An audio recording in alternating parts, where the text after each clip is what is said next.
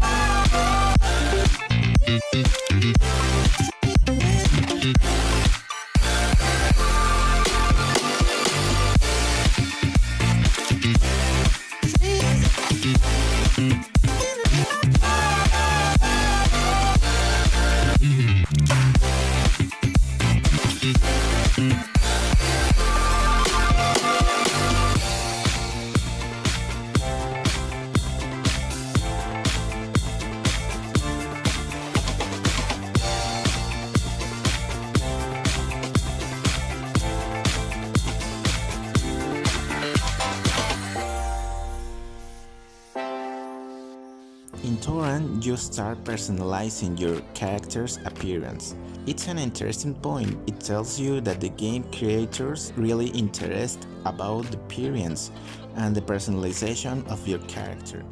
In the last section of creating your character, you will have the option to choose the type of weapon you will use.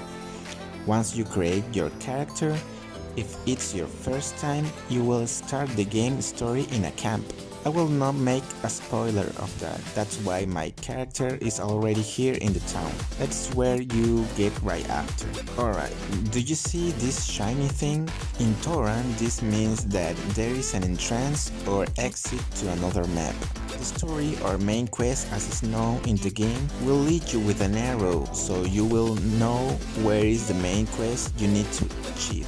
Now, the next NPC is a blacksmith that creates your equipment, and in order to create them, he will ask you materials and spinas that are the Toram coins. There's a skill that you can use to make your character a blacksmith, so you can create your own equipment and upgrade them too. Every time you achieve missions of the story, you will gain experience. The next NPC is the alchemist. Here you can buy diverse objects, mostly consumables or for temporary use, like for example potions or buffs. They add you temporal attributes for combat, but the NPC will ask you the materials and spinas to create the item you want. The alchemist can customize your items too. It means that you can personalize your equipment, changing the appearance of the item or changing its color.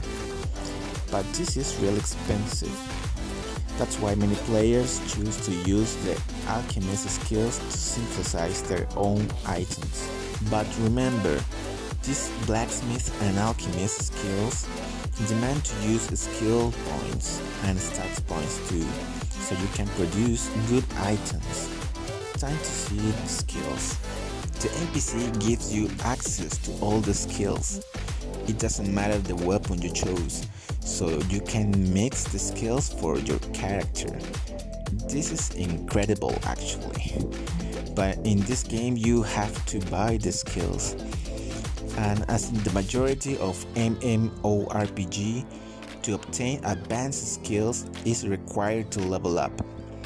In this case, I can buy skills because I already have a character with a higher level, and the NPC allows me to buy them.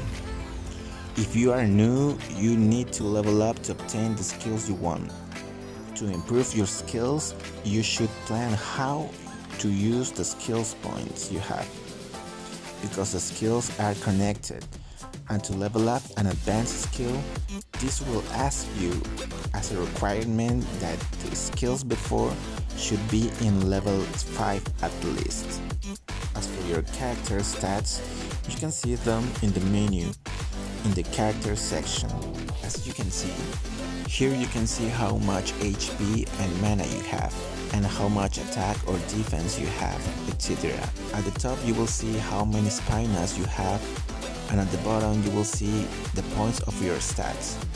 I will not go into detail on the subject of stats, as it is a bit complex and definitely it deserves to have a specific video. Check my channel if you wanna know more about stats. Then, in the character section you can see your equipment in use. And you can also see other characters that you have created and make the change easily. The game will give you spaces for characters as you progress through the game, or you can buy them with orbs. The items section is basically your inventory where the system automatically puts the object you get. In maps, you will be able to see where you are. In this case, I am in the bookstore, which is a small interior.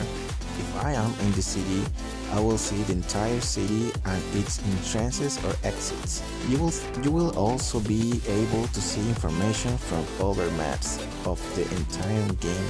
In settings, you can configure everything that the game allows you, such as changing the sound, graphics, buttons, chat, etc. In terminal, you can enter to your land, which is basically a land where you can build your own house, and you can place your pets too, and you can visit the land of other players, as well as your land can be visited. In terminal section, you can also change the channel or world. This is like in other games that have different servers. Here there are worlds and channels, and you can move between worlds and channels wherever you want, as long as the world and channel is not full. And finally, in the community section, there is everything related to the interaction with players, your friends, guild, and party. Party with other players gives you a lot of advantage in this game, since you receive items for the death of the creature that kills any member of your group. That's why farming items becomes easier and more interactive. In this game, I would say there are 3 types of creatures. Mobs, which are normal creatures that are on every map. The bosses that are in specific maps and that are part of the story, and you can graduate their difficulty. And the mini bosses that are creatures stronger than normal mobs and appear depends on how you walk around the map. Actually, there's a lot of basic information to give you about this game, but it will take me the double of time we are doing now. That's why I recommend you to visit my channel, since I upload valuable information about this wonderful game. If you came this far and the information given served you, give it a like and subscribe to know when I will upload a new video. See you until the next video.